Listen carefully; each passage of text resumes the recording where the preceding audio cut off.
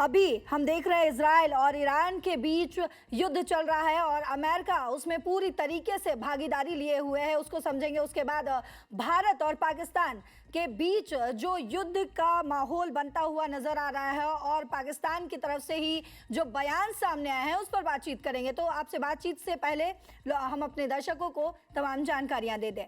Israel Iran में चल रहे युद्ध के बीच भारत पाकिस्तान पर एक और हमले की तैयारी कर रहा है। ऑपरेशन सिंदूर में जोरदार मात खा चुके पाकिस्तान के राष्ट्रपति आसिफ अली जरदारी ने संसद के संयुक्त सत्र को संबोधित करते हुए ये दावा किया है। जरदारी ने अपने संबोधन में एक और भारत के साथ बातचीत की वकालत की, तो वहीं दूसरी तरफ परोक्ष रूप से संभावित टकराव पर जरदारी ने कहा है कि भारत के नेता कहते हैं कि वे एक और युद्ध की तैयारी कर रहे हैं। एक आजीवन क्षेत्रीय शांति समर्थक के रूप में मैं इसकी सिफारिश नहीं करूंगा। हालांकि इसके तुरंत बाद उनका लहजा जो है वो सख्त हो गया, बदल गया। उन्होंने कहा कि पाकिस्तान एक जिम्मेदार परमाणु शक्ति है और अपनी जिम्मेदारियों को खूब समझता है, लेकिन जरूरत पड़ने पर अपनी रक्षा करना भी जानता है। लेकिन साथ ही ये भी स्पष्ट किया कि अगर हालात बने तो पाकिस्तान किसी भी चुनौती का सामना करने के लिए तैयार है। और वो आगे कहते हैं कि भारत को युद्ध की तैयारी से पीछे हटकर बातचीत की मेज पर लौटना चाहिए, क्योंकि क्षेत्रीय सुरक्षा का यही एकमात्र रास्ता है। तो सर, आपसे समझना चाहेंगे, एक तरफ जहां जियोपॉलिटिक्स में हम देख रहे हैं इजराइल ईरान के बीच जो जिस तरीके से तनाव बढ़ता रहा और आखिरकार युद्ध हुआ, युद्ध को लगभग 3 दिन बीत चुके हैं, और इस बीच जिस तरीके का बयान पाकिस्तान से सामने आ रहा है, पाकिस्तान खौफ में लगातार इजराइल ईरान युद्ध को लेकर भी है और उसे खौफ है कि भारत की तरफ से उस पर जो है हमले कर दिए जाएंगे। राष्ट्रपति वहां के ये दावा करते हुए नजर आ रहे हैं। किस तरीके से आप देखते हैं इसको? नहीं, देखिए, जो राष्ट्रपति का डर है वहां के, वो बिल्कुल सही है। और जो युद्ध की बात है वो ऑपरेशन सिंदूर भारत ने स्थगित किया है, पॉज किया है, बंद नहीं किया है। ऑपरेशन सिंदूर जारी है और भारतीय सेना के जितने भी, चाहे सेनाध्यक्ष हों, चाहे वो वायु सेनाध्यक्ष हों, वो या रक्षा मंत्री खुद राजनाथ सिंह हो, वो कई बार कह चुके हैं कि अगर ऑपरेशन जो है वो 2 हुआ, ऑपरेशन सिंदूर 2 दूसरा भाग उसका हुआ, तो ज्यादा घातक होगा। जी। जो पाकिस्तान का डर है वो 2-3 वजहों से है। तो जरदारी को आपको समझना पड़ेगा कि जरदारी आते हैं सिंध से, और जो भारत का जो सिंधु जल समझौता है उसका जो पानी जाता है वो भारत ने समझौते से बाहर निकल आया है, एबियंस में डाल दिया है, यानी कि समझौता अब नहीं है।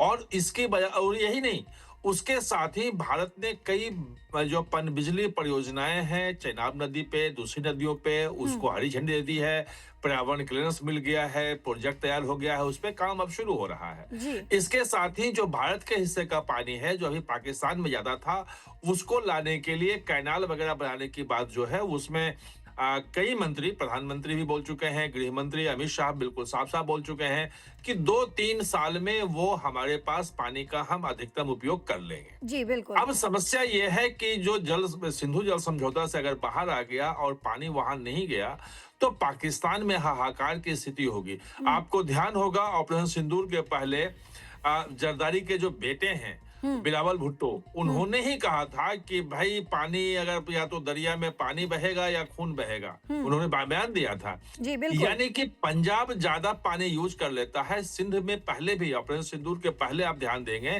तो सिंध में लगभग 18-20 दिनों तक बंद था, हाईवे जाम थे, क्योंकि जो पानी जाता है वो पंजाब में जो पंजाबी, ज्यादा जनरल पंजाबी हैं, वो कैनाल बना के तमाम पानी का यूज कर लेते थे और सिंध में पानी की भारी कमी थी।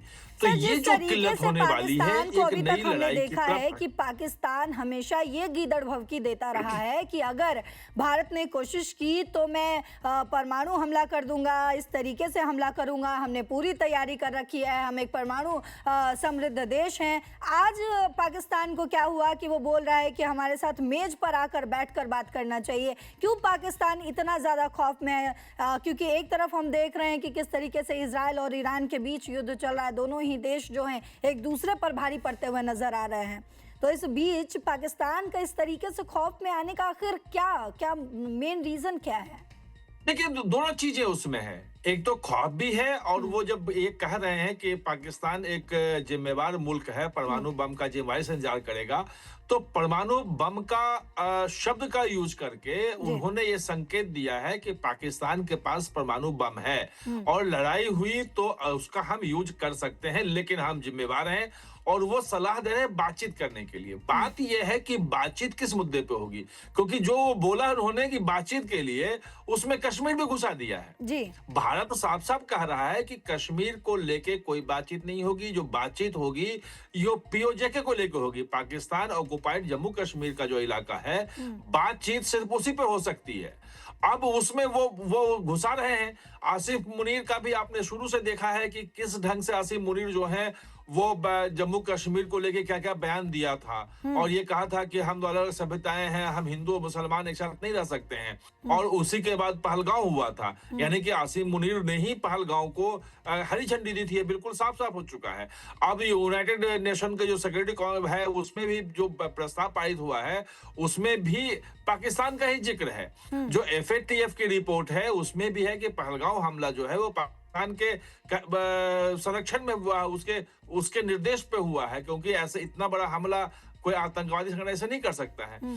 तो अब जो पूरी दुनिया में माहौल बना है, और पाकिस्तान को जो लग रहा था कि अमेरिका उसके साथ है, ईरान वाले इशू पे पाकिस्तान बिल्कुल फंस गया है, क्योंकि ईरान पे अमेरिका ने हमला किया है।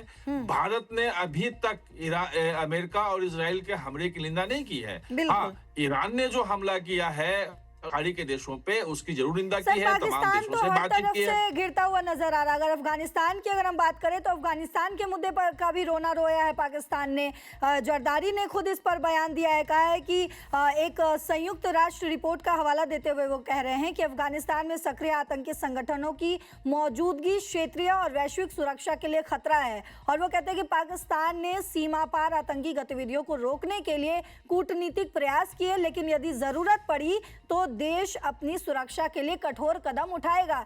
मतलब क्या जाहिर करना चाह रहे हैं? एक तरफ से वो अमेरिका के तलवे चाटते हुए आज तक रहा है। जब अभी अमेरिका ने ईरान पर हमला कर दिया है तो ईरान का जो है वो प्रिय बनने लगा है पाकिस्तान। एक तरफ से अफगानिस्तान के मुद्दे पर घिरा हुआ है। तो अब तीसरे मुहाने पर अगर आप देखिए तो भारत के लिए जो है वो कह रहा है कि बैठकर हमें बातचीत करनी चाहिए, क्योंकि राष्ट्रपति छोटा पद नहीं होता, फर्स्ट मैन होता है देश का सर। और इस तरीके से जो ये ऐलान कर रहे हैं कि भारत तैयारी कर रहा है पाकिस्तान पर हमले की, तो कहीं ना कहीं खौफ तो है। नहीं, आप जियो पॉलिटिकल जो चेंजेस हो रहे हैं पूरे इलाके में, उसको अगर आप समझेंगे तो पाकिस्तान का जो डर है वो स्वाभाविक है जी। क्योंकि जिस बलूचिस्तान की अलग से मांग हो रही है, और बलोच लड़ाके जिस बलूचिस्तान में जो पाकिस्तान का कहीं कोई अब रहा नहीं है, जहां भी चाहते हैं, अभी भी लगभग मरियम नवाज ने कहा कि हजारों सैनिक मारे जा चुके हैं हमारे वहां पे, 200 सैनिकों को मारने का दावा बलूच लड़ाकों ने किया है। अब अगर ईरान में जो हो रहा है, लड़ाई हो सत्ता परिवर्तन होता है, तो बलूचिस्तान का एक बहुत बड़ा इलाका जो है वो ईरान के तरफ भी जाता है। क्योंकि भारत ईरान के अच्छे संबंध थे, इसलिए बलूचिस्तान को खुल के समर्थन भारत नहीं दे रहा था, क्योंकि उससे ईरान भी नाराज हो सकता है कि उसके इलाके की बात हो सकती है। अब अगर अब ईरान में क्या चेंजेस होंगे अभी कहना मुश्किल है, लेकिन ये जरूर कहा जा रहा है कि उसके जो कुर्द वाले इलाके हैं, उसके जो सुन्नी बहुल इलाके हैं, और जो बलोच बहुल इलाके हैं, वहां कहीं ना कहीं स्वायत्तता की बात उठ सकती है। किस तरफ जाएगी अभी कहना मुश्किल है, क्योंकि अभी 2-3 दिन हुए, लड़ाई शुरू हुए है। 1 महीने में स्थिति लगभग क्लियर होगी। अगर वो होता है तो बलूचिस्तान अलग देश बनाने की बात वो महत्वपूर्ण हो सकती है। समस्या ये है वहां पे कि अफगानिस्तान को अभी तक जो पाकिस्तान प्रॉक्सी के रूप में यूज कर रहा था, और पिछले 46 साल से, मतलब 1979-80 के बाद से देख लें तो तालिबान बिल्कुल एकदम ISI का तैयार किया हुआ था।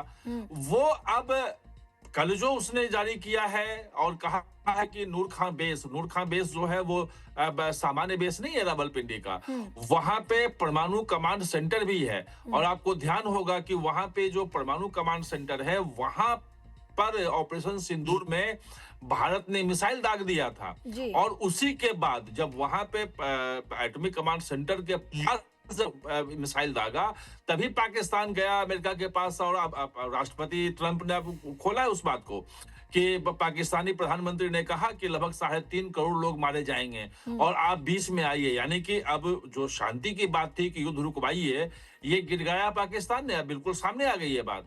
तो अब सर, अगर यानी कि हम कह एक बात सकते और हैं महत्वपूर्ण इसमें है, एक बात और महत्वपूर्ण इसमें है कि इस बार जो हमला किया है, अभी तक ये कहा जाता था कि पाकिस्तान के पास हवाई पावर है कि एयर पावर के थ्रू जहाज से और मिसाइल से वो हमला कर रहा था काबुल पे, बाकी जगह पे। पहली बार अफगानिस्तान ने, तालिबान ने ड्रोन से हमला किया है। यानी कि ड्रोन की शक्ति जो है, और ड्रोन बहुत महत्वपूर्ण भूमिका निभा रहा है लड़ाई में, वो ड्रोन अब उनके पास आ गया है।